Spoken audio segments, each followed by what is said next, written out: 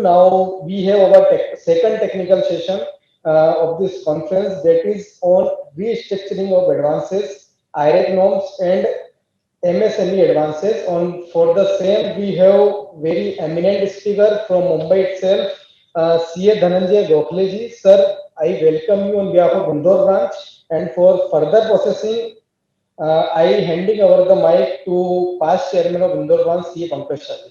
Thank you very much, Niranjan ji. Welcome to the next session on restructuring of advanced and IREC norms and MSME. And we have none other than Shri Dhananjay Gokhaleji with us, who is the expert speaker on this topic. Shri Gokhaleji is a Bachelor of Commerce from Mumbai University and a fellow member of the institute, and is practicing since last 25 years. His main area of practice is corporate advisory and banks. He was a co-opted member of the AASB Accounting and Assurance Standard Board of the Institute for 2018-19, and he was also a nominated subgroup member of Banking, Insurance, and convener of studies group formed under the ICI. He has contributed a lot for the guidance note also. So it is a great privilege to have him here. Without wasting much time, I would like to invite Gokhaleji. I would not stand between the great audience and the great faculty who has traveled so much in these times for us. Thank you very much, sir. Please welcome. Good afternoon to all of you, those who are present here physically and as well as those who are in virtual mode. And thank you to all the committee members of Indore branch and CRC, RCMs also and Chairman sir also. Myself and Niranjan have been speaking a lot actually at many occasions, but many a times we miss out each other meeting also at some place, even though we stay very nearby to each other. So it's good that we are speaking back to back after a long time. As far as today's topic is concerned, I will touch upon more, on COVID-19 related circulars and MSME related circulars. Before that, I will just try to brush up certain areas of IRAC norms, which have practically hasn't undergone any change, barring those COVID-19 circulars. So first part will be little kind of a refresher kind of a thing for all of us, and then we'll move on to COVID-19 circular, and those are the circulars which we'll deal in detail. If you have any queries in between, you can interrupt me in between the session also. So it can be an interactive session to the extent possible with a limited number of people over here. Before I start with the topic, there are a few things which I just wanted to reiterate. First thing is that RBI has been very vocal nowadays about divergences which have been observed in their RBI AFI inspections. And RBI has been sending communications to CA Institute also about the common areas of divergences which they are observing during their inspection audits which they conduct. And frankly speaking, the areas which they are pointing out are nothing new actually. Everything is there in the guidance note, everything is there in the IRAC circular also. The possible reason is that many times we presume that there are certain discretions which are available with us as far as account classifications are concerned, and in reality, such discretions are not there. The reason being the IRAC circular has been very objective in certain criteria. There is less amount of subjectivities there in IRAC norms.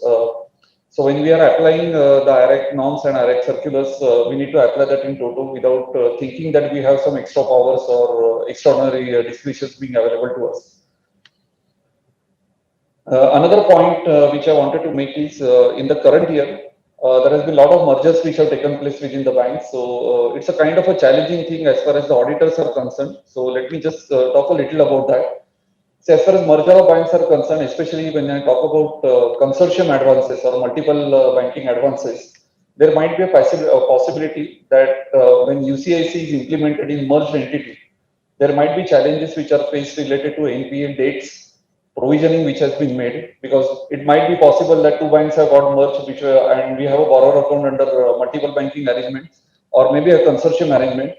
We have different dates of NPAs in the respective records. So when you merge together, we need to go by a conservative principle. So that is a kind of a challenge which all of us might be facing. So wherever you are doing audit, wherever you see that there are multiple banking arrangements are there in earlier year, or consortium arrangements in the earlier year, pay little more attention related to the security values, because it might also happen that there might be differential security valuations which are available in the last year.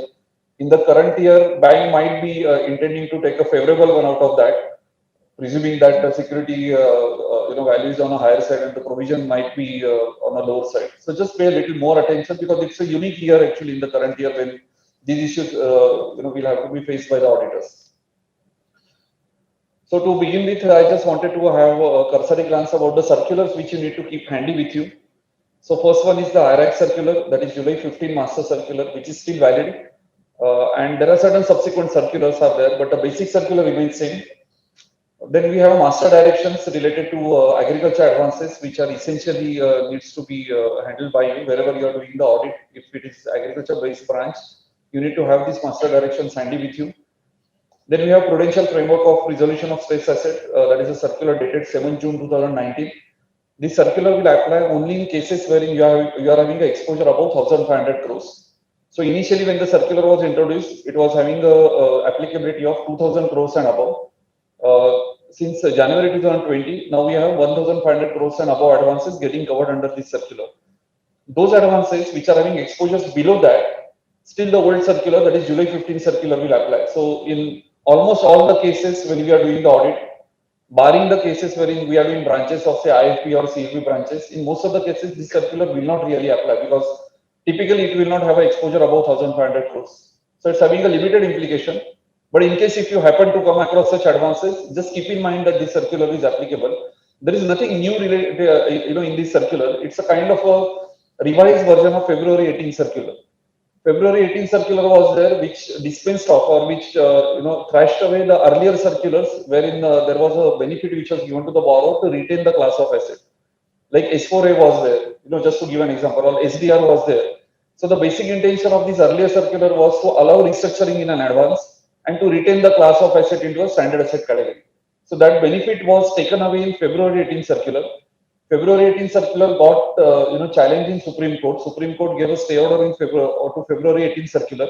So RBI came out with June 19 circular. So that's the little history of June 19 circular, which you need to keep in mind.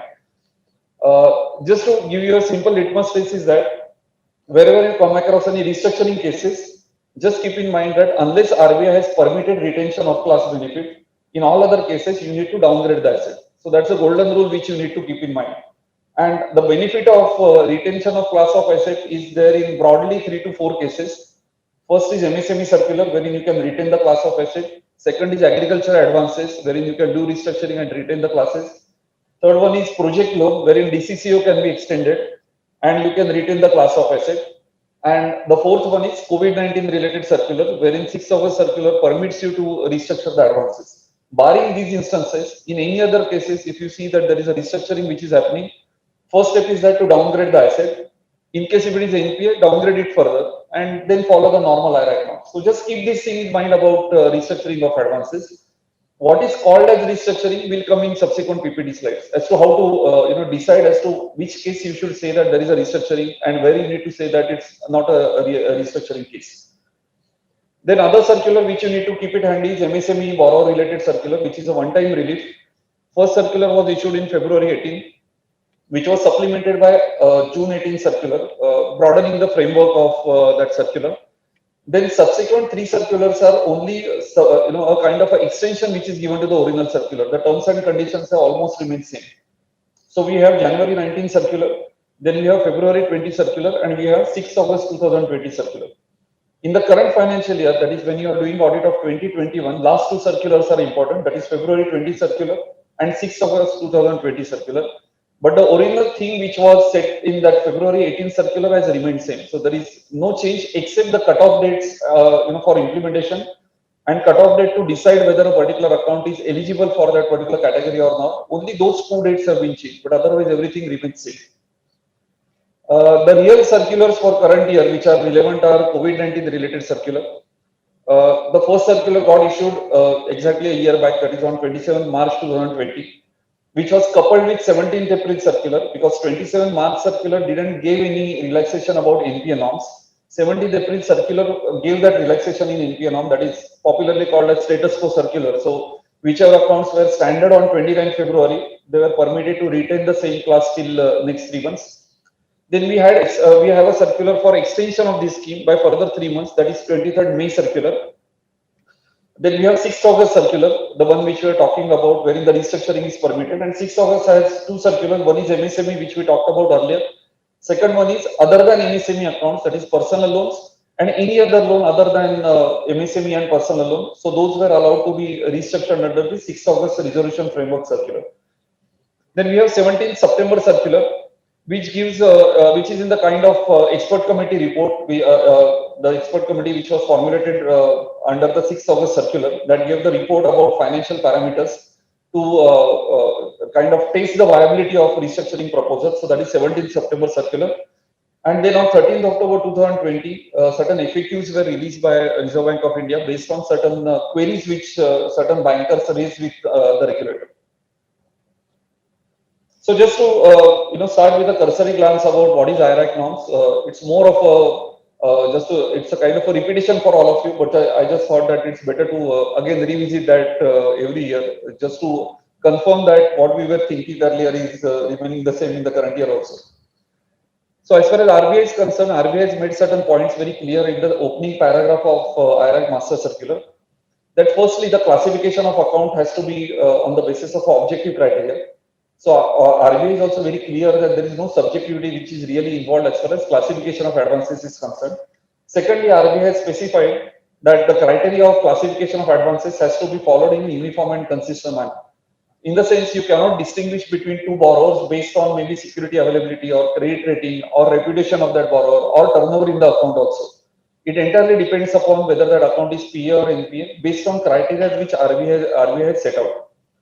When you talk about provisioning norms, firstly you need to decide whether the account is standard or NPA account. And if our account is NPA, then you need to verify as to for how much period that account has been there into NPA category. So for first 1 year, you will call it as substandard asset. Then for next 1 year, you will say that it is DA1 category asset. Then for next 2 years, it will be DA2, and then it will slip to DA3 category. In between the period, if the banker or the auditor feels that there is no amount which is realizable out of that particular asset, that asset will straight away be classified under loss asset category. Then once you classify the asset, second thing which you need to look at is whether the security is available against that, which will include primary as well as secondary security, collateral security, and what is the realizable value of that particular security. And based on that, the provisioning will be done, especially about substandard asset, because there the percentages differ based on whether it is secured or unsecured loan. Secondly, about DA1, DA2, for unsecured portion, you have to make 100% provision. For secured portion, you have to make 25% and 40% provision. So for all these three, asset classes, the security availability and realizable value of that will make a difference as far as provisioning norms are concerned. Now, as far as asset types are concerned, broad categories all of us know, that is PA and NPA, which is popularly called. PA, the simplest definition is that all accounts which are not NPAs can be called as PAs. That is the easiest thing to say about performing assets. But a real definition or a distinguishing factor between PA and NPA is that performing assets are those assets which are not carrying risk, which is more than normal banking risk. As compared to that, NPA accounts are those which are carrying risk, which is more than normal banking risk. Now, what is normal banking risk is, see, the banks are into the business of borrowing and lending. They borrow deposits or maybe from the market also, and they lend to the various borrower account holders. So whenever anyone is into a business of lending, there is an inherent risk which is involved, wherein the lend amount may not get realized. So that is an inherent risk, which no one can really make it at a zero level. So what is higher risk than normal banking risk is, just to give few examples. Let's take an example that bank has sanctioned a project loan, and for project loan, as you are aware, when a project loan gets sanctioned, there is a DCCO which is defined, that is date of commencement of commercial operation. Just to put it in simple words, this is the date by which the borrower is expected to start the commercial operations. That is the commercial activities, commercial production should start from by that date.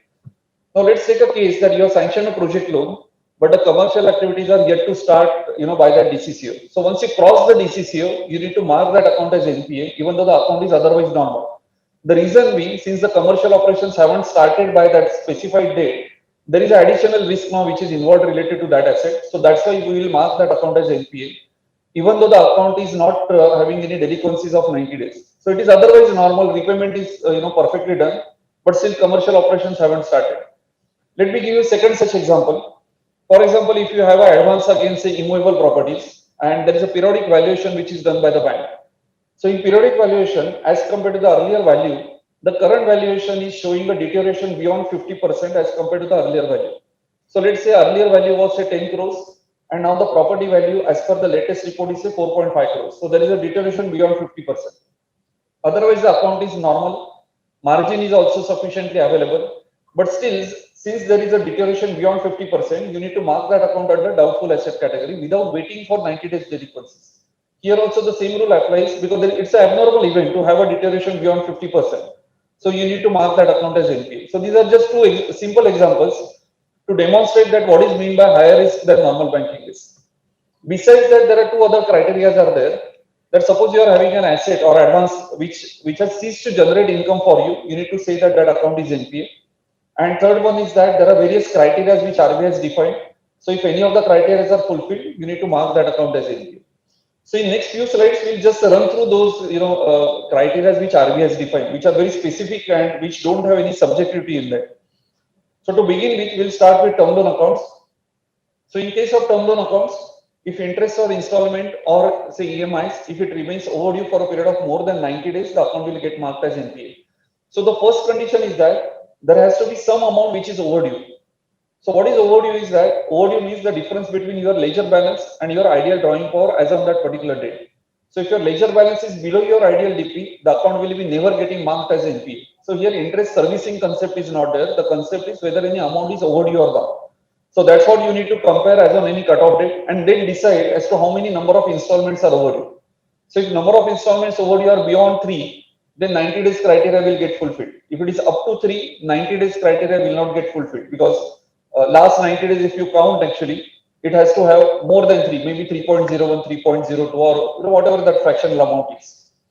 But there is a relaxation which is given in paragraph 2.1.3, which talks about instances wherein in case of a borrower account, if only interest amount is accrued and due, that is only interest amount is payable.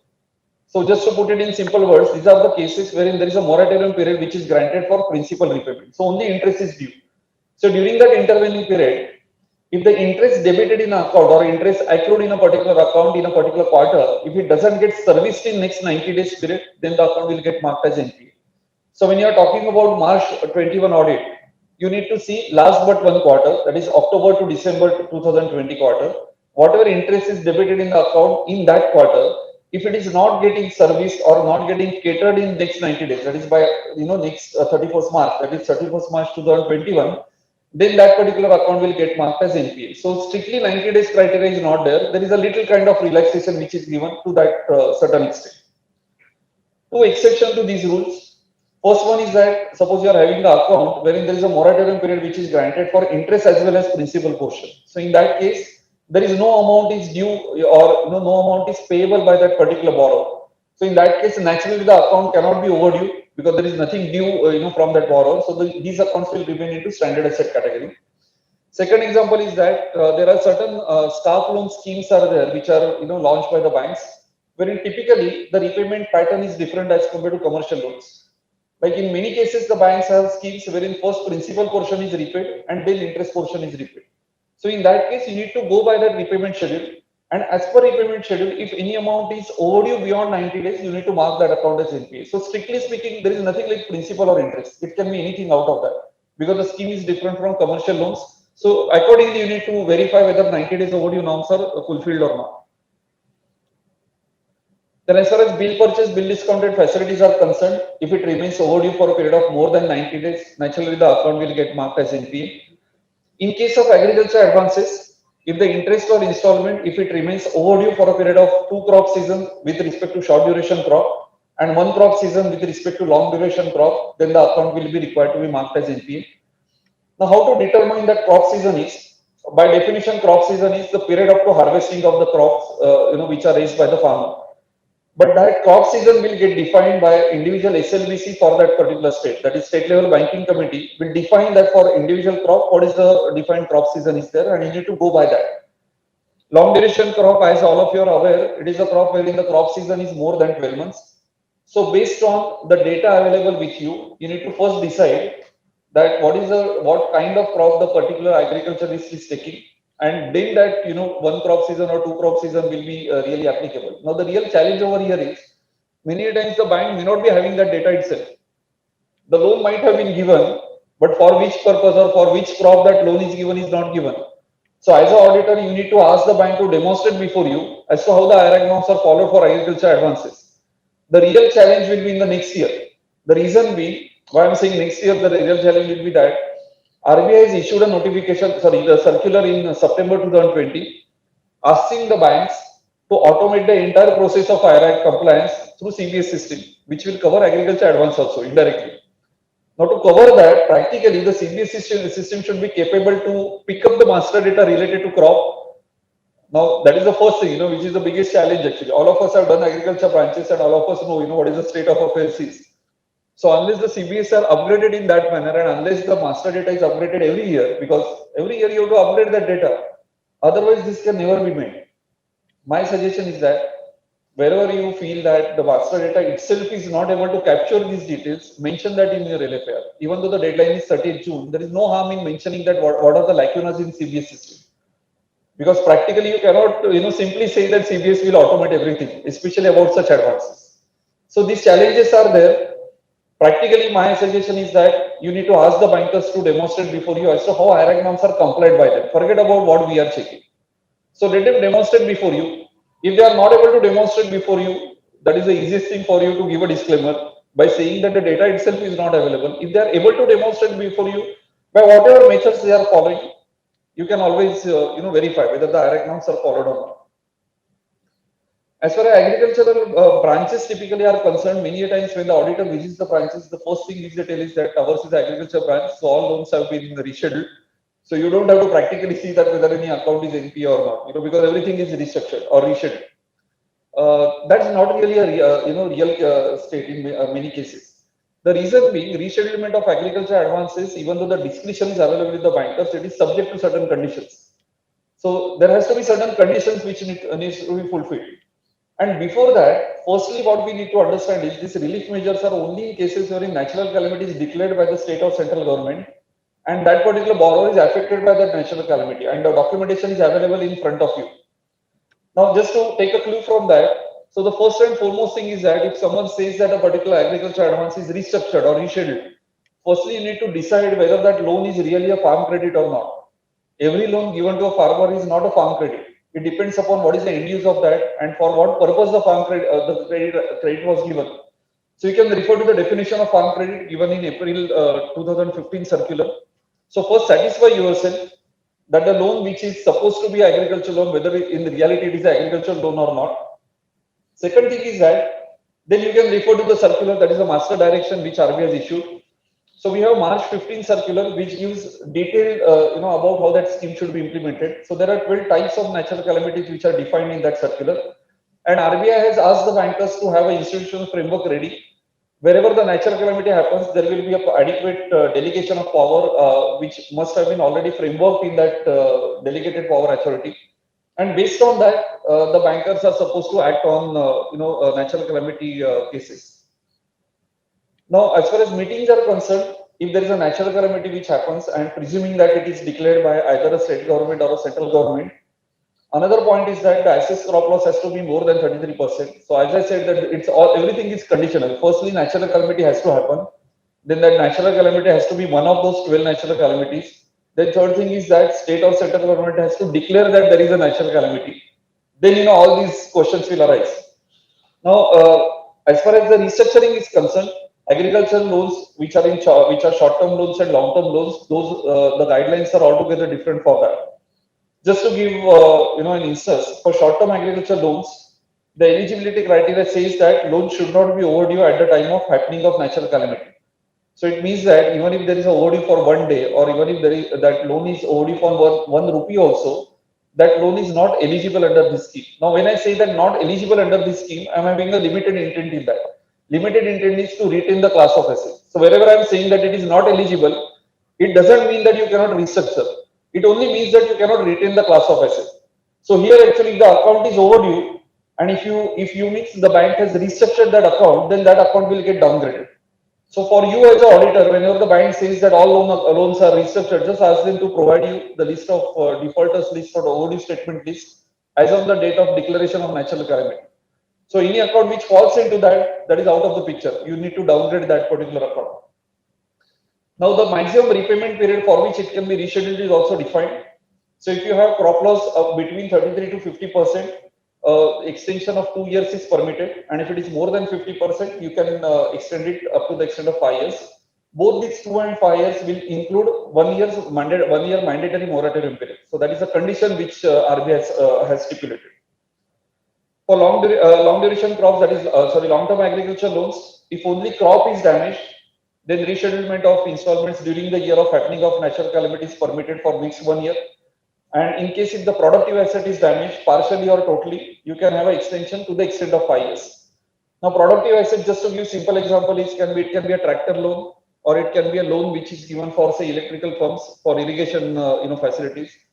But a loan which is given for say Mercedes car by any stage of imagination cannot be really called as a farm credit, or maybe loan taken for marriage functions is not a farm credit. So I just want to reiterate that point, because many a times the bankers conveniently nomenclate each and every loan given to a particular borrower who is a farmer as an agriculture loan. That is not the reality. Benefit, as I said, that restructured portion will be considered as current dues. So retention of class of asset benefit is available. Additional finance given will be again treated as standard loan. Second time restructuring is permitted, provided that all these eligibility conditions are fulfilled. So unlike other restructuring norms, wherein only one time restructuring is permitted, here repeated restructuring are permitted.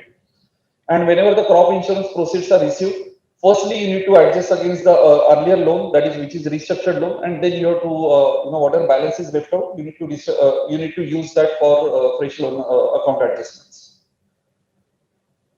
Then for derivative transactions, in case if any amount is remaining overdue beyond 90 days, you need to mark that account as NPA. Liquidity facility also, if it remains overdue beyond 90 days, you need to mark that account as NPA. So these two are normal norms. Credit card dues, there is a kind of leverage which is given.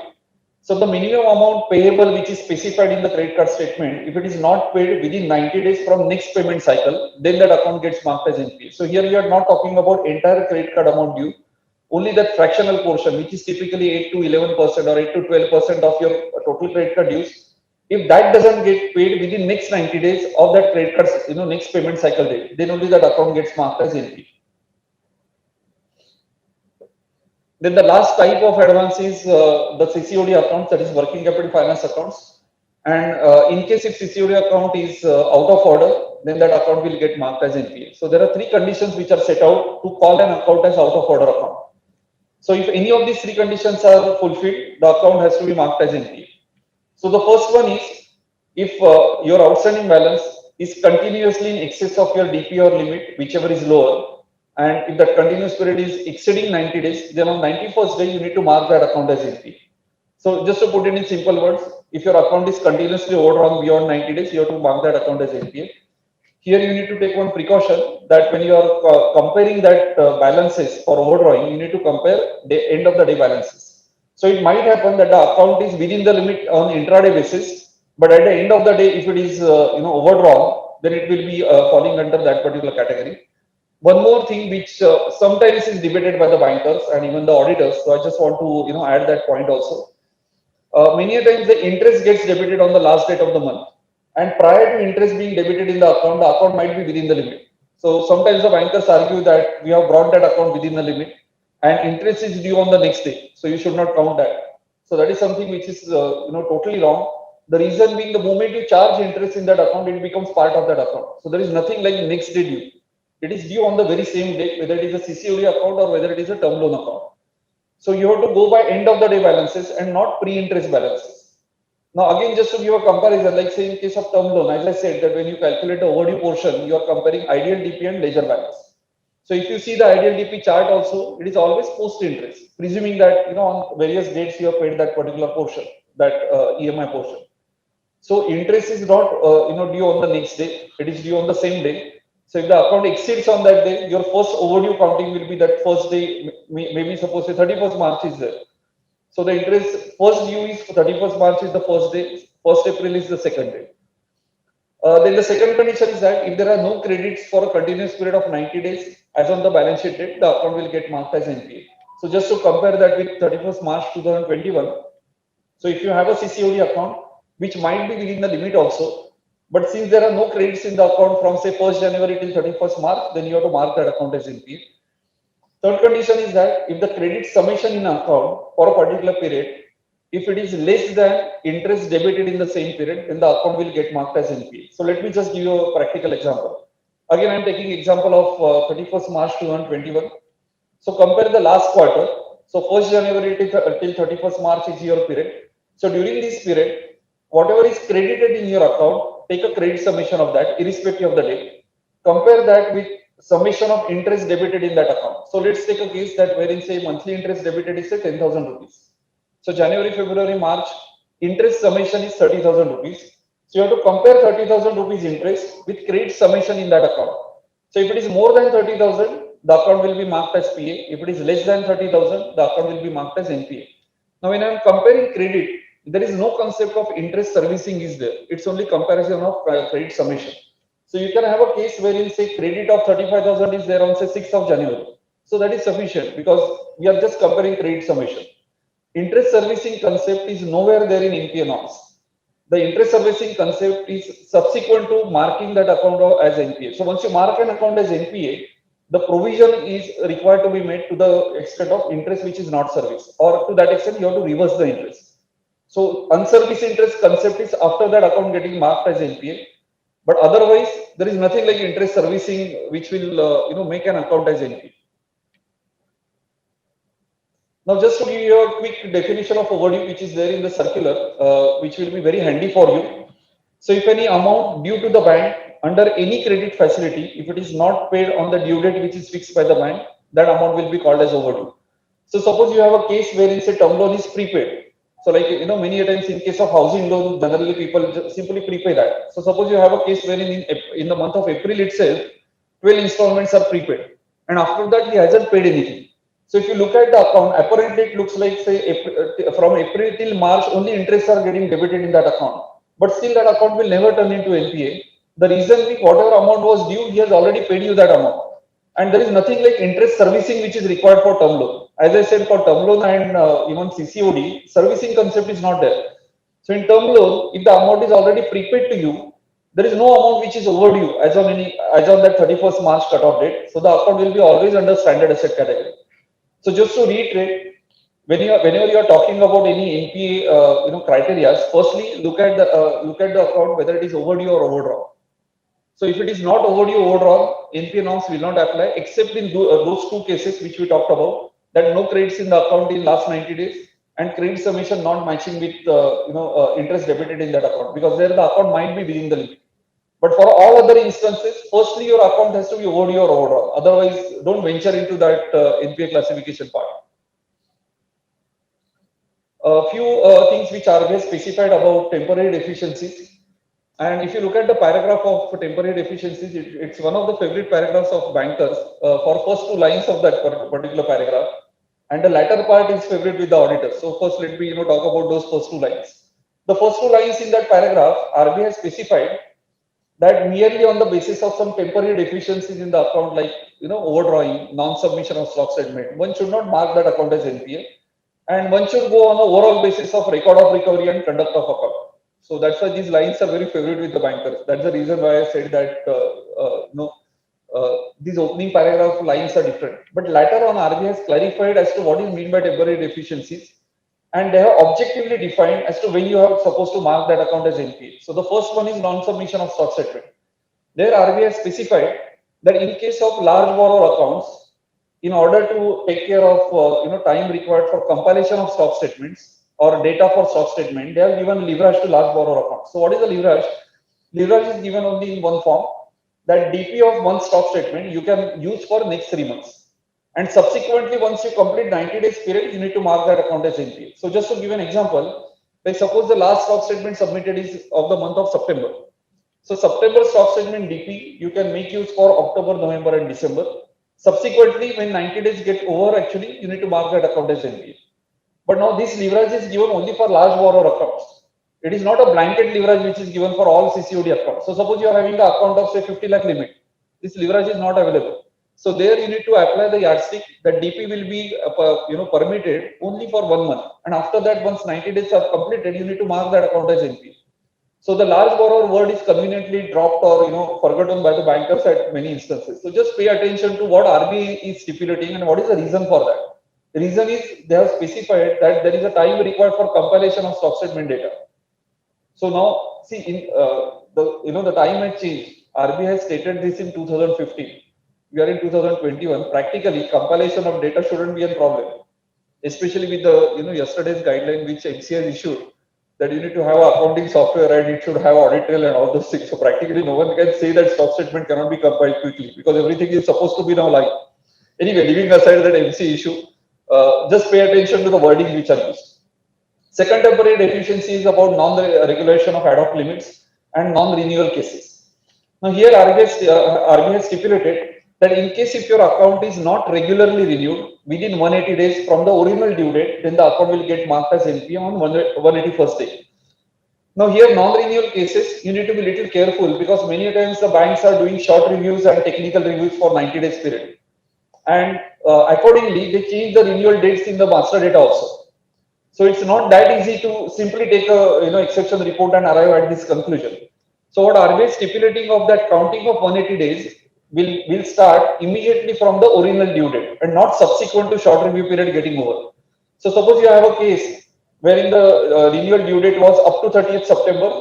By normal logic, you need to mark that account as NPA by 31st March if it is not renewed. And suppose the bank has done a short review, maybe for 90 days period, for say October to December, it really doesn't matter. That is something which is bank's internal issue about permitting the borrower to operate that account. That is the real reason why short reviews are done. Or the real reason is that there is a shortcoming in documentations which are produced before the banker, so they are not able to do a full-fledged review. So it's a stopgap arrangement.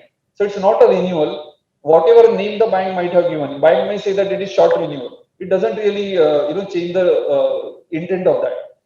Second thing is non-regulation of ad hoc limits and TODs. So if a bank is sanctioning TODs or ad hoc limits, it can go only to the extent of 180 days. So after completion of 180 days, you need to mark that account as NPA unless it is regularized by way of genuine means of finances or genuine credits, I should say, not really means of finances. Some litigative part might be here that it might happen that a particular borrower is really having a genuine business which has really increased. So the ad hoc limit might get converted into a regular limit, by way of an enhancement of a limit. But you need to be little critical about that.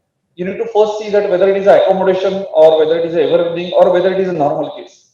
If you are satisfied with the genuine business reasons, maybe you can test it with say GST turnover, which is gradually increasing, or something of that sort, which documentary evidence is available before you, and you are satisfied with that particular plea of the bank, then only you have to give that leverage. Otherwise, ad hoc and TOD limits are required to be regularized within 180 days. Otherwise, the account is required to be marked as NPA. Few exceptions which RBI has given, that if an advance is sanctioned against own term deposit receipts of the bank or NSCs, IVPs, KVPs or surrender value of life insurance policies, then till the time your balance outstanding is not exceeding the security value which is available, the account will be marked as PA. If it exceeds, normal IRAC norms are there. As far as interest accrual in that account is concerned, if the account is not operative, many times it happens that the borrower doesn't operate the account. So interest keeps on accumulating in that. So the accumulation of interest in that account is permitted only to the extent of security cover available. Beyond that, interest is not supposed to be recognized. So after that, it will be on realization basis. There is no exemption for gold ornaments loans, that is gold loans or jewelry loans. No exemption is there for any other loan which is given against any other government securities. For central government guaranteed accounts, there is an exemption which is available, but which are rider. So the exemption is that if you have a live and running policy in the sense guarantee by central government, then even though 90 days delinquency norms are fulfilled by that particular borrower account, still that account will remain into standard asset category. But with one rider that your income has to be recognized on cash basis. Now again, just to correlate, on 30th June 2021, the bank should have the system wherein all these master data should be captured in the system. And based on that, the income recognition norms will be required to be complied with. So why I'm again and again repeating is that CBSE is having their inherent limitations. Till date, none of us have really experienced that CBSE is really foolproof. So I'm just, adding certain examples which might be useful more in next year audit, but even in the current year audit, you have to just test the system. For state government guaranteed accounts, no such exemption is there. Normal IRAC norms are there. Then RBI has clarified that classification has to be borrower wise. So you have to go by unique customer ID of that borrower and see that all the exposures are marked as NPA. Uh, Second thing is which is relevant for current year, that is 2021, is that because of merger of the bank, just verify the files as to whether there are multiple banking facilities there or consortium bank facilities there, because there might be some adjustment which might be required to be done in NPA date, security valuation, and other aspects. Two exceptions are there to this rule about borrower-wise classification. One is NCBD facilities. So for NCBD facility, it is presumed that the exposure is not on the borrower, but the exposure is taken on the bank which has issued the HC and which has accepted for the discounting purpose. So NCBDs are excluded. So NCBD can remain into standard asset category. Rest of the exposures can remain into NPA category. Then other second exception is credit facilities given to PACs and FSS under onward lending arrangements. So there, entire FSS or PACs exposure need not be marked as NPA, but maybe certain portion of that might get marked as NPA, so that onward lent customers might have certain defaults. So only to that extent that amount should be carved out, and balance amount should remain into a standard asset category.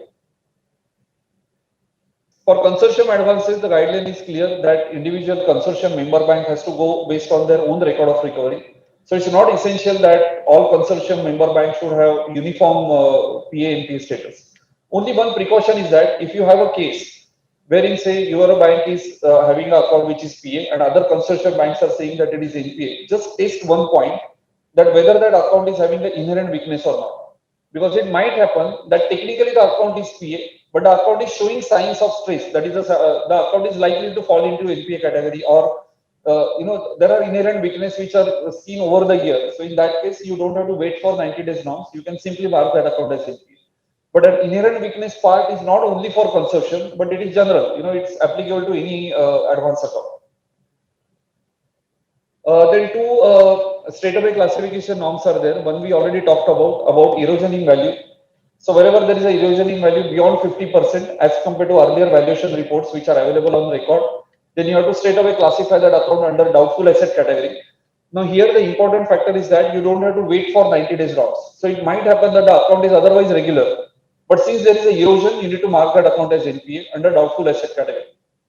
Second instance is wherever the realizable value of the security is less than 10% of the outstanding balance.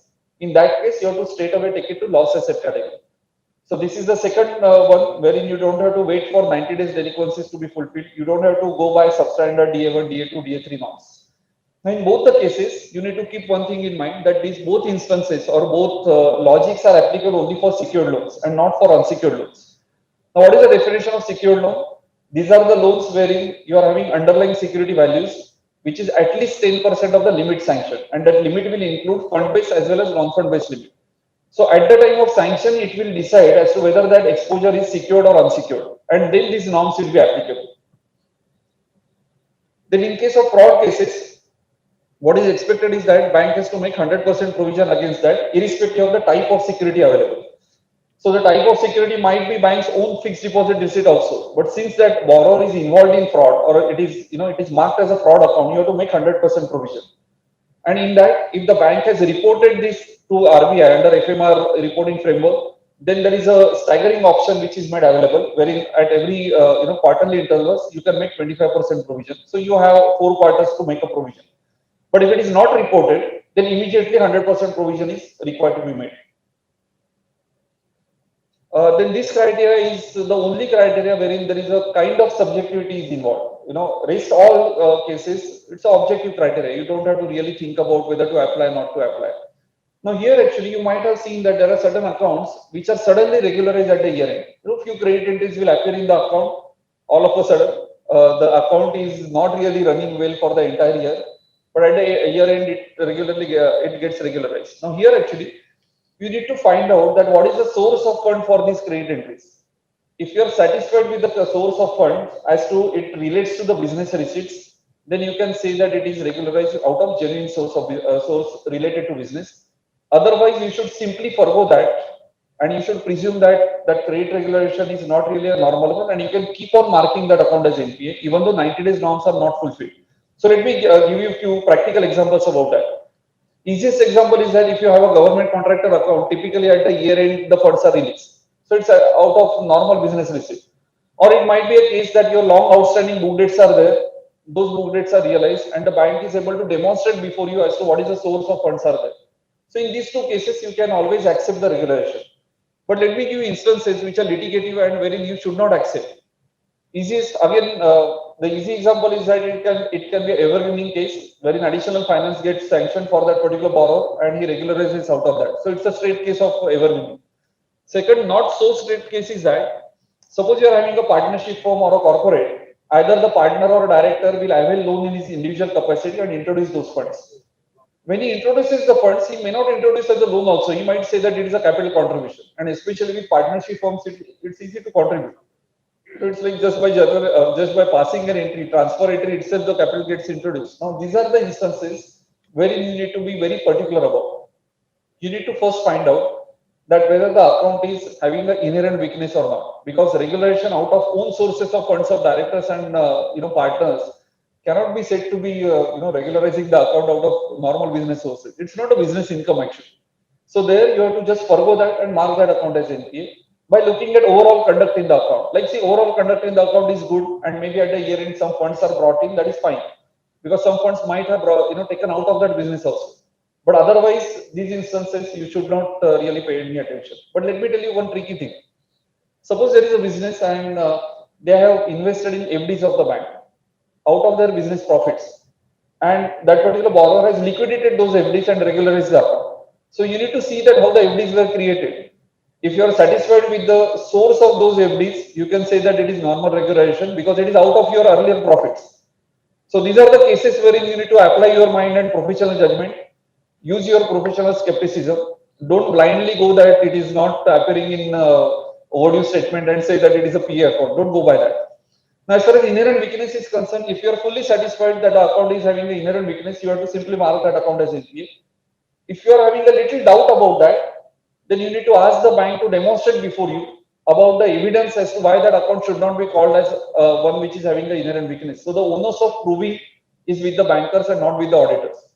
You can only raise a doubt. If he is able to satisfy you, you can accept that. If he is not able to satisfy you, you have to simply forgo that. Then as far as mandatory valuation of securities is concerned, then in that case, wherever the account is NPA and having an exposure beyond 5 crores, in that case, the mandatory valuation two yardsticks are defined. One is that the annual stock audit has to be conducted by external agencies. And the second one is that as far as the immovable properties which are taken as securities are concerned, those are required to be valued once in 3 years. Now, these norms will apply only in instances wherein exposure is above 5 crores and the account is NPA. For all other cases like PA account, irrespective of exposure, these norms don't apply. In case of NPA accounts which are below 5 crores, mandatory norms are not there. Another important factor is that nowhere in these mandatory guidelines, movable properties are defined. So suppose you have a vehicle loan or suppose you have a loan against plant and machinery, you need to apply your professional judgment. You need to see that what is the bank practice is as to how the deterioration in value, the realizable value is calculated, or maybe a presumption is taken by the bank. If you're satisfied with that, you can go with that. But under no circumstances, the security value can be equivalent to the invoice value. It has to deteriorate. You cannot have vehicle loan marked as NP after 4 years and the invoice value is taken as security value even after 4 years. That is something which is wrong in its basic perception. Two quick questions to you. Let's presume, and it's both are typical cases, so I will just add some dates to that. Let's presume that on 15 December 2020, we have a loan account wherein 4 installments are overdue, and then in next period, 2 installments get recovered. So on 31st December, only 2 installments are overdue. And after that, January, February, March, he has paid 1 installment every month. So 2 installment overdue status has remained same. So will you mark this account as PA or you will say that this account is NPA? So it's a case of partial recovery. 15 December, 4 installments were overdue. Then later on, 2 installments are overdue till date. I'm sure all of you must have faced these issues. It's nothing uncommon. Yeah. And 31st March. Yeah. So I'm asking the status. See, this account will remain into NPA category because once it fulfills the criteria of NPA, then upgradation norms are applicable. Upgradation norms specify that your entire area should be, nullified. So you need to have at least one day when there is no overdue portion. Then only the account can be upgraded. Now, whether the bank is marking that account as PA or NPA doesn't really matter. Once it qualifies to be NPA, then upgradation norms to be applied. Now let's move on to the second question, which is more critical. That suppose you have an account wherein four installments are overdue, and you are signing the balance sheet on say 10th of April, and on 5th of April either the account is regularized, in the sense zero overdues are there, or maybe account is closed. Let's take an extreme case. Will you mark this account as PA or NPA? Again, this is again very common case. I'm sure that all of you must have faced it, whenever you have done the audit. Or rather, this is the most common case. The first one was not so common. PA. Hey, there is nothing like pranking. See, as far as such instances are concerned, be little careful. The reason means subsequent recoveries or closure, it is not coming under the definition of events occurring after the date of balance sheet. It is out of that. Recovery process is normal. There will be some amount which will be always recovered in banking, any banking industry. So whatever happens subsequent to 31st March, if that event is really throwing more light about something which has already happened on 31st March, then only you can take cognizance of that. Otherwise, you should ignore that. So this particular account will remain into NPA category on 31st March. On 5th of April, it will get upgraded, or there will be a recovery in NPA account. So don't go by that logic. I will give you another corollary for just to stress upon this point. So let's presume that you are signing balance sheet on 10th of April and you are using the logic that till balance sheet signing date, I will consider all these instances. Then you have to consider favorable as well as unfavorable instances. So suppose our account is having 91st day between say 1st April till 10th April, even that you have to mark as NP on 31st March. Going by the same logic. So it has to work on both the sides. Now, if you start doing that, your balance sheet signing will never, never come to an end. You need to keep on, postponing that till ideal situation arises. So whatever happens after 31st March, that is out of your scope. That is for your next auditor who is doing 21-22 financial year audit. So whatever position is there on 31st March, go strictly by that. IRAC circular nowhere gives you any discretion to use, to use those events which have occurred after 31st March. So even though the branch manager might be pleading you, he might be saying that last year auditor has done that. You can tell him that now I am the auditor for the current year, so I will go by my logic, and don't dilute your stance. RBI has been also harping upon this point in the communication, which is a written communication sent from RBI to CNCU. You can see on CNCU SSB website also the communication is available. So don't get into that trap wherein you are, you are not able to prove before RBI. Suppose divergences occur. You can't prove before RBI as to why that leverage was given because that discretion is not available with you. So don't make use of that. So these are two paragraphs which were relevant to what we were discussing, para 4.2.5 and para 4.2.2, which talks about full recoveries, instances. Now we'll come to MSME circular and then we'll, start with COVID circulars. This is just a history of how the MSME circulars happened. The first one was 7 February 2018. Now in every circular, there are two cutoff dates are there. One cutoff date is to verify whether the account is eligible to get classified under this relief scheme or not. So when I say that 1st March 2020, it means that this account has to be a performing account on that particular date. And when I'm correlating that with 31st March 2020, it means that the implementation has to happen by 31st March 2021. Otherwise, everything remains same. So now we will take up 6 August circular, but earlier circular are just replacement of dates. Concept remains same. So the circular date is 6 August 2020. First thing is that it is in continuation of 11 February circular. 11 February is continuation of February 19 circular. So like that, the legacy continues. And it's a one-time relaxation given. So if any of the MSME borrower has already availed this benefit under any of the earlier circular, then he is not eligible to take that benefit twice. So second time restructuring is not permitted. Again over here, when I'm saying that restructuring is permitted, what I mean to say is that he can retain the class of asset. So if any of the eligibility norms are not fulfilled, you have to downgrade the asset. So that's a simple yardstick. So the first eligibility norm is that when I'm talking about 6th August 2020 circular, the aggregate exposure of fund-based and non-fund-based limits has to be within 25 crores as on 1st March 2020. Now here actually RBI is referring to exposure and not limit, not balance outstanding. So it will be limit sanction or drawable limit. Especially in case of non-fund based limits, many a times the limits are sanctioned but they are not utilized. But you have to go by sanction limits in that case. Secondly, the borrower account has to be a standard account as on 1st March 2020. So if our account is NPA on 1st March 2020 and subsequently, certain recoveries are made in that particular account and the account is regularized, still that account is not eligible.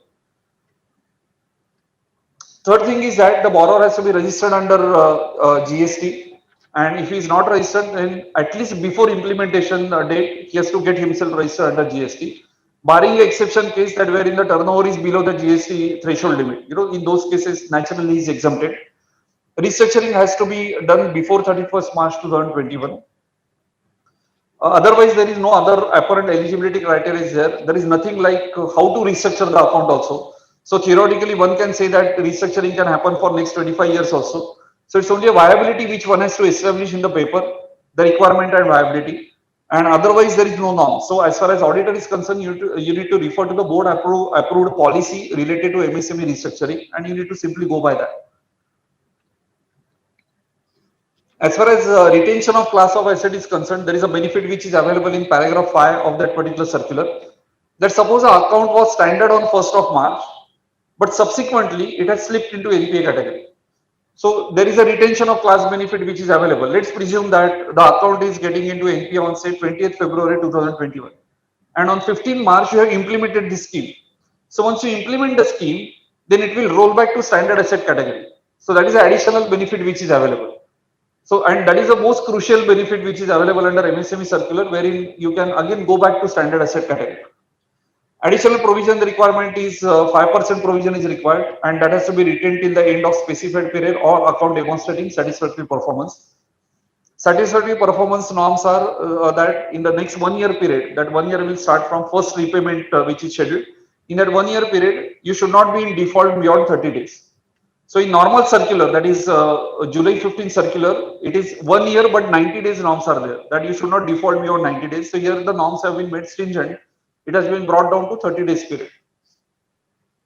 Disclosure is required, which is the normal one. And if the restructure account is downgraded, normal IRAC norms are applicable for upgradation of the account. So now we'll come to the COVID-19 circulars. First two circulars are known to all of you because in last year we have already used the circulars of 27 March and 17th April. But I'm just reiterating those circulars because all the circulars are in line with the original circular which has got issued. So the 27 March circular gave a relief in the form of three factors. One was reschedulement of payment was permitted for term loans and working capital finances. Second was easing of working capital finance concept was introduced, and third one was relaxation from classification norms. So the circular was divided into three parts. So the first part, when I'm talking about, when you talk about term loan will include EMI, interest, principal, bullet payment based loans. It will also include credit card dues. Now what is the relief? Relief was granted in the form of granting moratorium period for all amounts which are falling due between 1st March to 31st May. Now here actually, whenever a relief is granted, to that extent, your repayment schedule was also supposed to be extended. So someone has availed 3 months moratorium. Accordingly, 3 months repayment extension will be applicable to him. It means that if someone goes beyond this particular criteria, that account will be downgraded. So again, I am reiterating, whenever I am saying any conditions are required to be fulfilled, if the conditions are diluted, the account will turn into NPA. Now take a classic case. Suppose a bank has given a moratorium period, but the bank has decided to keep EMI constant. Now that is practically not possible because the interest during that intervening period of 3 months, that has to be loaded on subsequent EMIs. So if you extend the period, actually, technically you are violating the RBI condition because RBI is saying that you can extend the repayment schedule only to the extent of moratorium period which is granted. So if there is a fourth month which is extended, the account has to be downgraded. So just pay little attention to all these nitty-gritties of this circular. Now, as far as moratorium period granting is concerned, there are multiple practices which bankers followed, and RBI also permitted them to follow that practice. So let me just spell out those practices. few banks have granted this moratorium period blanketly to all the account holders, and they have said that the borrower can opt out of this. So if someone doesn't want to avail moratorium period, he has to opt out of that. That is one practice. Second practice was that few banks said that the borrower has to opt for moratorium period. Now, in either the case, as an auditor, you need to ask the banker as to what is the practice which they have followed. And based on that, ask them to demonstrate that practice before you, as to how they are distinguishing between the borrowers who have availed and who have not availed. If they are able to establish that, you can accept that practice, because RBI has been lenient about that. RBI is nowhere saying that you cannot give that on suo motu basis. So this is the only instance wherein on suo motu basis the bankers might have given this particular benefit. But just go by the bank's policy and simply accept that, because this was an extraordinary item or extraordinary event, I should say, and RBI has also been very liberal about that. Second important factor is those account holders who have not availed these facilities, normal IRAC norms are applicable. So you need to have a list of accounts who have not opted for this scheme. So you have to distinguish between two borrowers. Then as far as working capital facilities are concerned, which will exclude LCBD facilities, there is a deferment of interest which was allowed. So whatever interest was debited in the account during 1st March till 31st May period, the payment was deferred to 31st May. It means that the entire portion is supposed to be payable by 31st May. So that was the deferment which was granted. Relaxation in margin and working capital facilities, ease of working capital facilities was given in two forms. One was to relax the margin. So suppose say 40% and 25% margins are given for say book dates and stocks. So instead of that, bank might have a policy decision that we will reduce it to say 15% and 10%. So that is permitted. So that is first instance. Second instance was that the entire working capital can be reassessed by the bank. So suppose earlier the bank was allowing finance against say 90 days book dates. So now bank can go to any extent. The extent is not defined. So theoretically the bank can say that we are going up to 365 days also. Now what I am saying theoretically is that as an auditor you need to be little skeptical about these things, because in the month of March the effect of pandemic was not there for last 1 year. So if you extend the book date period up to 365 days, it means that the normal period is also getting covered. So just see how the bank has adopted this policy critically, and what are the justifications which the bank has stated. And based on that, you can comment about whether the policy is logically correct or not. As far as relief is concerned, this particular circular never provided any relief. So the relief was only in the form of extension period granted, that is a deferment of interest, and moratorium period wherein the EMIs were extended. So this circular is silent about NPA norms. That really came into picture by 17th April 2020 circular. These points we already covered, so I'm just moving to 17th April circular. See, the 17th April circular, it gave a relaxation in case of asset classification norms, and it provided also about how to make a provision, and it also added which disclosures are required. So as far as term loan accounts are concerned, it provided the eligibility criteria. So the term loan accounts which are standard as on 29th February 2020 were eligible for this criteria. Now before that, let me just add one more thing, that the earlier circular which we are talking about moratorium and deferment, it was applicable across all account holders. In the sense, an account can be NPA or an account can be PA. Both were eligible to take that benefit of moratorium. So it's not only PA accounts, it was borrower. So all borrowers were eligible for that. Now here, when the relaxation is given, it is given to standard accounts which were standard on 29 February. So the moratorium has to be also availed by that particular account holder. Otherwise, this benefit was not available. And the benefit was that when you are counting 90 days delinquency period, the in-between period from 1st March till 31st May has to be excluded. So suppose your earlier 70 days are completed, the balance 20 days has to be counted from subsequent period, that is from 1st of June. So that was the relief which was granted. Upgradation in the account was very much permitted. So if the account was NPA on say 29 February, in between the period he can avail moratorium and pay that earlier overdue portion and get himself upgraded. So that was very much permitted. Same way for working capital facilities also, when you are counting out of order status of that 90 days period, the in between period of 1st March till 31st May has to be excluded. So that is the relief which was granted. Provisioning was defined on a very logical criteria. What RBI stipulated, just to put it in very simple terms, that presuming that there is an account which would have otherwise marked as under NPA norms, So if someone has not availed, this particular benefit, so you need to just discard all those benefits which are available. Where 90 days counting will exclude this period of 1st March till 31st May. So if you discard that, and if the account is otherwise becoming NPA, then RBI stated that you can retain the class of asset, but you need to make a prudential provision of 10%, which is a standard asset provision and not a BDDR provision. So your asset class is retained, but because there is a possible delinquency is there, then that account has to create that buffer or cushion, because there is a possibility that the account might turn into NPA. So just to give an example, like if you have 15 December 2019 installment which is overdue, so 90 days will get completed by 15 March, but the account will remain into standard asset category because that we have a status quo now, during that 1st March till 31st May. So in that case, for March quarter, you have to make 5% provision, June quarter, you have to make 5% provision. So in all, you have to meet that 10% provision by June end. Then usage of provision was also prescribed that you can make use of this provision for BDDR purpose also for that account or for other account. If you have that excess of provision, you can reverse it by this March 2021. So the usage was permitted in on various counts. As far as documentation is concerned, practically documentation is not really required because it's a regulatory relief which has been granted by RBI. So wherever regulatory reliefs are granted, typically there is no need for going for any additional documentation, but just verify with the bank as to what policy they have adopted. Whatever policy they are saying, make it a point to include that in your MRA. So every bank says that, as a regulatory dispensation which RBI has given, we have not sought for any additional documentation. Let them say that in MRN. So you are protected from, verifying documentation part with respect to these instances. Now let's come to another circular which was issued on 17th April. This circular relates to June 19th circular of resolution framework. Again, the logic remains same that the review period of 30 days will not include the period between 1st March to 31st May. Similarly, that 180 days counting that will exclude the period between 1st March to 31st May. So it was a kind of a similar extension which was given.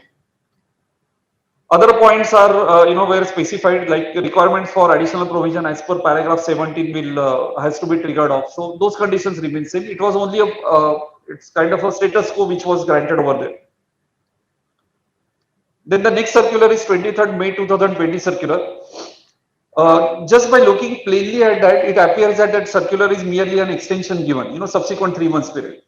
So the moratorium period which was earlier available between 1st March till 31st May, the term loan account holder can opt for additional moratorium period from 1st January till 31st August. So in all 6 months moratorium period was granted.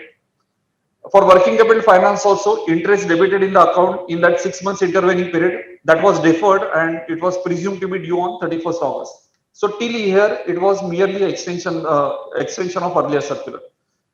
The real issue lies in that part B in the sense point B. It gave an option to convert that accumulated interest into FITL. So if you read till first part, it was a normal extension which was given. So when you are talking about say working capital finance, similar to earlier period of March to May, there was extension of 3 months. So the interest of 6 months will be due on 31st August. Now at the option of the borrower, the bank can grant FITL to him. So it is not a tag along with that deferment. Both things are separate. So we can have a case wherein deferment is done. For deferment, there was no consent of borrower which was required. It was automatic. Here you need to have an application from borrower. Bank cannot give that suo motu. So borrower has to ask the bank to give this additional credit facility in the form of FITL. And then bank can sanction that. So it was an option given. And what RBI stated, that when you give FITL, it will not be construed as restructuring and you can retain the class of asset. So that benefit was continued. Now the real question is about FITL because the concept of FITL is clarified in IRAC master circular. The basic concept is that bank cannot say that interest is received by way of sanctioning of additional credit facility. So what we do actually for FITL, we create a 100% provision. The logic is plain actually, it has nothing to do with all these norms. Logic is that you cannot pass a JV entry and say that interest is received. Just to put it in simple words, as far as accounting concept is concerned. Now that's where the litigating point lies with respect to FITL. So just, think over it, read that circular carefully because apparently it looks like it's, it's an extension after deferment, but it's not so. Deferment, just to repeat, deferment was suo motu. Borrower never had to go to bank and ask for deferment. If he has paid it, automatically is presumed to be paid off. But deferment was given. So 31st August deferment is automatic. FITL conversion is not automated. So borrower application has to be there. Bank has to have that policy to convert that into FITL, and then only these things will be effected. Again, with a condition that FITL has to be paid by 31st March 2021. Now, merely on the basis of non-payment, account will not become NPA because 90 days are not completed. So verify that what is the repayment schedule. If it is EMI, then 90 days norms are naturally applicable. Because from very first month you have to verify whether 90 days are there or not. But bank can be liberal. They can say that this is the FITL sanction. Pay as and when you like till 31st March. So then you have to wait for 30th June to mark that account as NPA based on FITL. So it's more on income recognition than asset classification, which will be relevant as far as FITL is concerned. Then easing of working capital finance norms were similarly extended, that you can have reduction in margin up to 31st August. Enhancement of drawing power was permitted till 31st March. So that was back-to-back extension which was given. Again, counting of overdues, that 90 days counting of overdues, the period of 6 months will be excluded. So earlier 70 days, balance 20 days will get counted from 1st September onwards. Similarly, for the resolution framework accounts, that 30 days review period as well as 180 days default period, that was to exclude that 1st March till 31st August period. So similar extension was granted, similar to 17th April circular. Now let's come to 6th August circular, which is the most crucial circular as far as current year audits are concerned. Why I'm saying most crucial is that bank will always try to accommodate maximum loans under this circular, naturally, because they can retain the class of asset. Now, firstly, we need to talk about which are the exposures which are ineligible under this particular scheme, so that we are clear that which borrower accounts can be restructured. So the first one is MSME borrower accounts with aggregate exposure up to 25 crores as on 1st March 2020 are not eligible. When I'm saying not eligible, I mean to say that they have to go under MSME framework, the one which we discussed earlier. Second one, very interesting one, farm credit is out of this scope. Unfortunately, what has happened is COVID pandemic is not declared as natural calamity. It is not listed in 12 natural calamities which are there in that circular. So farm credit doesn't have any support of any restructuring norms as far as COVID-19 pandemic is concerned. So that is out of that. Rest all are indirectly kind of a finance, like loans to PACs and FSS for onward lending is excluded. Exposure to lending institutions which are giving to financial service providers are excluded. Loans which are given to central government, state government, or local government bodies, those are excluded. Exposure to housing finance companies are excluded. Seventh is interesting one, staff housing loans are excluded. So the bank's own staff loans cannot be restructured under this 6th August circular. Now let's come to the eligibility criteria. So when you are talking about eligible loans, that has been divided into two parts. One is personal loan, other one is other than personal loan. Now as far as personal loans are concerned, first condition itself is very dynamic. Why I'm saying dynamic is that RBI is saying that it is applicable only to pandemic affected borrowers. It means that the banker has to demonstrate before you, and he has to prove that the particular borrower was affected by COVID-19 pandemic. How to prove that is something which is left to your judgment or banker's judgment, but he has to at least have documentary evidence or something to prove that there was some effect of pandemic. Second one is that bank has to have a board approved policy for implementation purpose. So based on that only implementation will happen. But RBI hasn't specified how to do implementation. So based on whatever board is thinking as logical or right, bank can go with that. Reference date for outstanding amount will be the dates as on 1st March 2020. Account should be under standard asset category on that date, and it should not be in default for more than 30 days. It means that SMA1 and SMA2 accounts which are there on 1st March 2020 are not eligible. So the benefit is very limited only to good borrower accounts who are regular in payment. Those who are in default, they are out of this structure. So if those accounts are restructured, you have to go for downgrading. So restructuring is possible. As I said earlier, restructuring is very much possible, but it has to be downgraded. Fifth one is that as on the date of invocation of this particular package, the account has to be under standard account has to be a standard account. There SMA 1 and 2 criteria will be also is possible. And date of invocation is the date on which borrower as well as the lender, that is the banker, agree to proceed with the resolution plan. So it is a date of both parties agreeing to go along with the plan. Last date of invocation was 31st December 2020, and resolution is required to be implemented within 90 days from the date of invocation. And practically, all everything possible things are permitted by RBI to go for resolution plan. So there can be reschedulement of payment. So you can have extension of period, you can have change in EMI, you can have ballooning of EMI, you can have moratorium period up to 2 years, which can be also granted. So everything is possible. Now, what is important is that bank has to establish as to why a moratorium period is given. You cannot give moratorium period as a blanket thing for everyone. That for every personal loan who is applying for resolution plan, you cannot give 2 years moratorium. It has to be justified also. So as an auditor, you need to see the process note. You need to see that what is the justification which is given to make that account eligible, and to make that account eligible for moratorium period also. 2 years blanket moratorium is not expected out of that. And moratorium, if it is granted, it will be prospective from the date of implementation and not from the date of invocation. Now, as far as implementation, date of implementation is concerned, there are three conditions which are set out. The second condition is very interesting. So let's first cover first and third condition. First condition is that all documentation process should be completed. So it's a normal condition. Third one is also normal condition that the borrower should not be in default with the lenders as per the revised term. Whatever the revised terms are there, we should be within the limit based on that. Second condition is very much interesting. It says that change in terms and conditions of loan should be reflected in books of the lender. Now, what is books of the lender? It is nothing but master data. So unless the bank changes the master data, you cannot say that the particular resolution plan is implemented. So wherever the personal loan is restructured, ask the bankers to demonstrate before you or to give you the report as to when the master data is changed. So that is your date of implementation. So that date of implementation dynamism. Why I'm saying that is many a times the documentation is completed, but the master data is unchanged. In that case, the plan is not implemented. So you need to be little careful while checking the all these loan accounts. Now let's come to other exposures. Now within other exposure, again two parts. One is single lender exposure. So there board approved policy will be your guiding factor.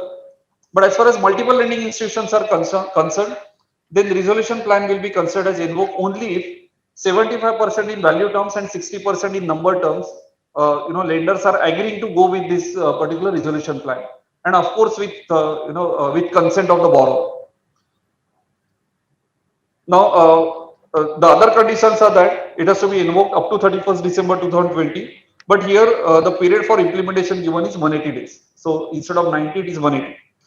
Again, moratorium period of 2 years is permitted. Sanction of additional credit facility is permitted. For multiple lending institutions, the integrators agreement has to be signed within 30 days from the date of invocation of that. Otherwise, it will be construed as a lapse implementation. Then there is one mention about expert committee, and that expert committee has a report which was published by 7th September circular. Now, why this expert committee was formed? It was formed to give a financial parameter as a generic one also and as a sector specific one also to establish the viability of the business. So all loans which are other than personal loans are presumed to be of our business. So for business loan, bank has to establish the financial viability. Now, what should be the parameter? So that's why the expert committee was formed. And that 7th September notification of RBI gives you the list of sector-wise parameters and generic parameters also. So unless and until those parameters are met, you cannot really go for this resolution framework. So that is an additional condition which is mentioned. Two more additional conditions are there. That if your exposure is above 1,500 crores, then expert committee has to wait your proposal. And if it is more than 100 crores, then independent credit evaluation has to be carried out from independent credit rating agency. So just keep this thing in mind. So we have three conditions. Two conditions are 1,500 to 100 crores is based on exposure. First condition is fulfilling of financial parameters, which is little crucial for certain accounts. Now, asset classification benefit is available. So additional facility, if it is sanctioned between invocation and implementation, that will be considered as standard asset. If implementation fails, naturally borrower-wise classification will be there. Now, it might happen that the account might slip into NPA category between invocation date and implementation date. So in that case, once that resolution plan is implemented, the account can get rolled back to standard asset category. Now here you need to be little careful about 31st March 2021 cutoff date. So let's presume that invocation is on 31st December 2020, but implementation has been done on say 15th April 2021, and on 31st March the account is NPA. So you have to retain the account as NPA for 31st March balance sheet, but on 15th April you can make it standard asset category. So again the same logic which we discussed initially, that when you can upgrade or when you can roll back is date of implementation. It is not a retrospective effect. So that is one thing which you need to be little careful about, especially in this current financial year. Retention of class of asset is the real benefit which RBI has extended. Provisioning requirements are specified. So for personal loan, minimum provision is 10%, and at times it can be higher than that. So let me spell out also where it can be higher. See, suppose a particular account has fallen into NPA category. So after implementation, you will roll it back to standard asset category. But when it is under NPA category, you might have made 15% or 25% provision based on secured loan or unsecured loan. So you need to retain that particular provision in case if it is already under NPA category. Same way for other exposures also, the provision has to be made. But there is an additional thing for multiple banking exposures, that wherever the intercreditors agreement is signed within 30 days, 10% is the minimum provision. If it is signed beyond 30 days, then the minimum provision is 20%. Reversal of provision guideline is also given. So once at least 20% of residual debts are paid, then half of the provision can be reversed. And once additional 10% are paid, balance half will also get reversed. Same way for other exposures also. And those who are not signatories to ICA, naturally normal norms will apply because they are not part of your framework. So regular IRAC norms will continue to apply with them. Post-implementation performance is something which is again a kind of botheration for auditors to identify such instances. As far as personal loans are concerned, it's normal, it's plain and vanilla. That normal IRAC norms will apply based on your revised schedule of repayment. But for other exposures, there is a monitoring period and review period which is defined. So let's first talk about what is monitoring period. It will be the period between date of implementation and repayment of at least 10% of residual dues, subject to a criteria that it will be at least of 1 year, and 1 year will start from first installment due or first interest payment due. Now let's presume that that is a 1 year period, just for hypothetical case. Now during that 1 year period, if there is a default which is happening, and default can be 1 rupee also and 1 day also, as I stated earlier. So if default occurs, there will be a review period which will be triggered off, which will be of 30 days. So if the default is not nullified in that 30 days period, the account will get downgraded. So it's a little stringent condition which RBI has imposed wherever the accounts are restructured which are not personal loans. Now these are the instances which you need to be critically see, that whether the default period is default has occurred and whether the monitoring period has got over, review period has got over. So if the default continues for more than 30 days, you need to mark those accounts as NPA. So it's not a blanket kind of a relaxation which RBI has given. Disclosures is a normal one. The format is given. It's a year-end disclosure. Credit reporting, RBI has issued 12th March circular, wherein they have stated that restructured under COVID-19 resolution plan will be the, you can say, a nomenclature which will be stated. So it's not really a clean credit report which will continue. It's kind of tailed report because that will always appear in the credit history of all borrower accounts who have availed under this particular scheme. Then we have a few circulars which I just thought that I will quickly take up. How much is the time available? 5 minutes. Okay. So I will just quickly cover those circulars. First circular is 21st August 2020 circular, which talks about ad hoc limits, short reviews, and normal renewal of facilities. The one which we are talking about, 180 days counting.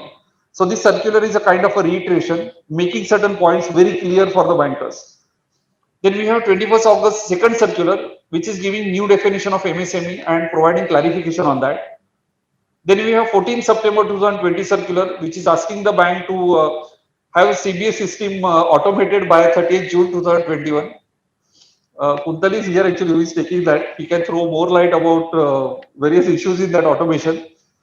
The reason is that RBI had issued this circular in 2011. And when that circular was issued in 2011, all the bankers have given in writing to RBI that we have a process in CBS system to correctly identify the account and mark those accounts as NPA. So now after 10 years also RBI is reiterating the same thing. So, that's the irony of the bankers committing to have CBS system which are equipped to mark those accounts as NPA. Anyway, we will not criticize and get deeper into that. Then the next one is interesting one. 3rd September 2020 interim order of Supreme Court. It was more interesting few days back. Now it has become lesser interesting. But let me just talk a little about that. So it was a one-liner order which was saying that the accounts which were not declared as NPA till 31st August 2020 shall not be declared as NPA till further order. So it was a one-line order. Now in this one-line order, RBI never came out with any circular based on this order. So firstly, RBI was silent for all those days. But anyway, I'm not getting into that and not really talking about that because now the Supreme Court has already made it clear that the interim stay has been invoked. So what it means is normal IRAC norms are applicable throughout the year. RBI hasn't come out with any clarity on that. So it is prudent that we presume that such stay was never there and you have to apply the yardstick of IRAC norms throughout the year. Let me spell out controversies which will erupt out of that. The easiest controversy is that suppose you have a case where in that that stay order period, during that period one account was having 4 installments overdue and now it is partially recovered. Now all these instances will really arise, but as far as we as auditor are concerned, we need to go by conservative principle. We have to presume that there is nothing like stay order was ever existent and IRAC norm should be followed based on again COVID-19 relief and other things. Let me just take a little more time about why I'm stressing about that. Let's presume that your order was never invoked. Let's think in that direction, and then we can correlate that with order getting invoked. Let's presume interim order existed. Maybe the seminar was held in say a week back, so the stay order was there. Now the stay order never talked about income recognition or provisioning. It only talked about declaring an account as NPA. Now, I will just like to invite your basic, attention to basic fundamental accounting principles. Leave aside banking sector also. Just let's talk about any business account. What we have learned in basics of commerce is that whenever an amount is bad or whenever an amount is not recoverable, we say that it is a bad debt, and we make a provision against that. Right? It's a basic principle. All of us have learned that. So if something is not recoverable or it is presumed to be not recoverable, we make a provision against that. That is BDDR. So it's a distinction between a good loan and bad loan, just to put it in banking terms. Now there is one section 15 in BR Act which specifies that provision on bad loans should be made to the satisfaction of the auditor. So that's a specific line. Now bad loan means what? These are the loans which are not good loans. Now prior to 90 to 93, the IRAC norms were subjective in the sense the discretion was available with the auditor and the health code system was there. So there it was discretion of the auditor to decide whether the loan is good or bad. So that bad loan word is coming from those days. So after that RBI issued IRAC norms. So it gave a parameter as to how to determine an account which is not a performing account. So if you apply that yardstick, whether you declare an account as NPA or not, you can always make a distinction between good and bad loans. Second step is that once you have categorized a particular loan as a bad loan, second part is about provisioning. Now again for provisioning, RBI has given you a standard benchmark that what should be the minimum provision, which is nothing but IRAC norms, which we are talking about. And same way income recognition norms, wherever there is an uncertainty, naturally you should not recognize the income. So the classification of advance is just leave aside that. It's only a distinction between good and bad loan. Once you do that, BDDR is required. Income certainty is also required with respect to bad loans. So if you refer to the guidance note also, which was issued prior to the Supreme Court judgment, para 11.370 also stresses upon that. Para 11.370 is of guidance note. It stresses upon the fact that even if the account is not declared or marked as NPA, means leaving aside that, provision has to be based on IRAC norms. The reason being, otherwise you cannot say that it is a true and fair view which is disclosed by way of profit and loss and balance sheet. So why I'm correlating that is just apply that yardstick and continue with the same yardstick when the stay has been now invoked. So that's why I'm saying that since Supreme Court has anyway invoked the stay, our job as an auditor is much simpler. We have to simply follow the IRAC norms. Whatever our IRAC norms are there given by RBI, for us, those will be the guiding factors. There is nothing like dilution in IRAC norms which has happened. Secondly, there is nothing like 90 days norms are getting diluted. The reason being 90 days norms have came into play because of Basel III conventions. India being signatory to Basel III norms, regulator cannot afford to dilute that 90 days norms. Dilution can be only in the form of deferment of certain period, in the sense that 90 days moratorium, 180 days moratorium from payment was given. If you notice actually right from the 27 March circular, NPA norms were never diluted. It's only status quo which they said that don't count this day. But 90 days norms have remained same. So don't expect anything from RBI. Anyway, for auditors, there is nothing to expect from RBI. It's only for borrowers and the bankers. So always keep in mind that you are auditor and you are not borrower and you are not banker. So we need to maintain our independence. Whatever is NPA status is there, you have to just classify that. We don't have to think about whether the results will be good or bad. That is something which banker has to talk about that. I think we are running short of time. I will just touch upon one or two aspects. One is project loan. So as far as project loans are concerned, DCCO we already discussed. There are certain things wherein project loans can also be rescheduled. One of the condition is that if there is a cost increase in cost is there. So I'm not talking about cost overruns.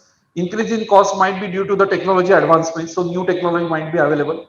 Or there can be another instance wherein the capacity is increased beyond 25%. So in those cases, you can have project loans entirely revamped. You can have additional finances given. You can reschedule that entire repayment structure, but still you can retain the class of asset. So that 25% is the eligibility criteria for that. Deferment of DCCO is also permitted subject to certain conditions. This table gives you an idea about that. So the first line actually, that 2 years for infra and 1 year for non-infra, it doesn't require any reason. It requires only borrower's request to the banker and you can increase the DCCO. So to the extent you defer the DCCO, you can defer the repayment period also. So suppose 2 years deferment to DCCO is given, 2 years repayment can be deferred. If you go beyond that, then it will be, it will constitute to be a restructuring which requires a downgrading. If you are within that, you can retain the class of asset. And one change which has occurred in February 20 is that earlier CRE exposures were not covered. Now CRE exposures are covered and 1 year deferment of DCCO is permitted. So that is one change which has really occurred. So I won't go further into the slides. I already shared the presentation.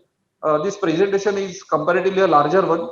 The reason being there are certain schemes which have been scrapped, but I have retained those schemes because if you are looking at a particular account which has, I will say, SDR or S4A, maybe 3 years back, then you can refer to the presentation as a kind of a checkpoint. This presentation also covers cases related to sale of assets, that is sale of NPS to ARCs. The reason being sometimes someone of us might get an asset recovery branch. So only in ARBs these instances are there. So I just included those as a checkpoint. I'm not really getting into that because otherwise IRAC picture I can, if you have to cover everything, you can have 2 or 3 sessions also which are taken. I just thought that I will just add those points.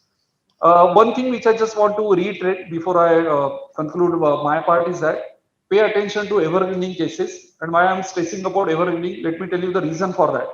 If you refer to Eco Survey 2021, which was published in the month of January end or February, for the first time that Eco Survey is now talking about bank loans. Usually Eco Survey doesn't talk about bank loans and NPAs. But there are some nasty comments which have been made about the bankers and also about the auditors, about evergreening. Now, the real important factor is that evergreening word itself is not defined in RBI circular. Evergreening is a kind of a nomenclature which we give, wherein there is an accommodation. But RBI has never said anything as evergreening. But leave that aside. Just go through that Eco Survey. I don't want to even repeat that those nasty comments which are there, which are really bad in nature. It only talks about the instances that auditors have failed to detect evergreening cases. Leave aside merits in that particular comment, but it's a kind of a wake-up call for all of us that what everyone is expecting from us, that even the evergreening cases, you need to be very critical. Don't shy away from mentioning something which is evergreening. And whatever is there in IRAC norms, just to repeat, there is no discretion available to you. Everything has to be done based on RBI circular. Last point is that wherever you want to mark any account as NPA and whenever you are getting into a kind of a argument or litigation or a difference of opinion, whatever you name it, with the branch manager, always make it a point to document everything. I will tell you the simplest trick which we are using as a firm, to document that. See, instead of saying that this particular account is NPA, you can initiate an email in the other way around. So you list out all the discrepancies, which make clear that the account is NPA, and then at the end just ask the bank or the branch manager that give us the reasons why this account is treated as PA. So in the entire email, you don't even mention NPA, as a word, but ask him to prove that why this account is PA on the basis of the discrepancies which you list down. It becomes very difficult for any branch manager to defend such kind of an email. 99% cases, my experience is that branch manager will not reply to you.